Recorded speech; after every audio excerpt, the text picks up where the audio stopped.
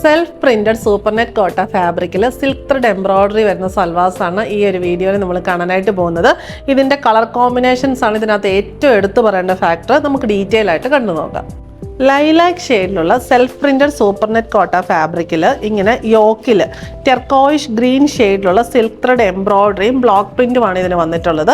ഇങ്ങനെയാണ് ഇതിൻ്റെ പാറ്റേൺ വരുന്നത്. റെക്റ്റാങ്കിൾ പാറ്റേണിലാണ് വന്നിട്ടുള്ളത്. ഹൈലൈറ്റ് ചെയ്യാനായിട്ട് ചെറിയ ഫോയിൽ വർക്കും പോയിട്ടുണ്ട്.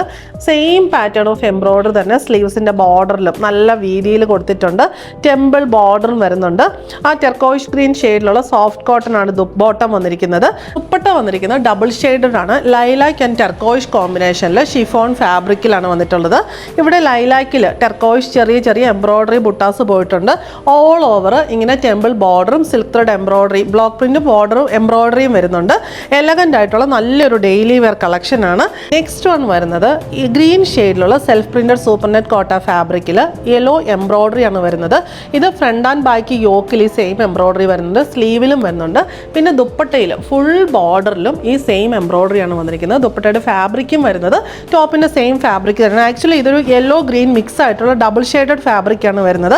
അതിനകത്ത് ആ യെല്ലോ എംബ്രോയിഡറിയും കൂടെ വരുമ്പോഴത്തേക്കിനും ഭയങ്കര രസമാണ് കാണാനായിട്ട്. ബോട്ടം വന്നിരിക്കുന്നത് ഒലീവ് യെല്ലോ ഷെയ്ഡിലുള്ള സോഫ്റ്റ് കോട്ടൺ ബോട്ടമാണ്.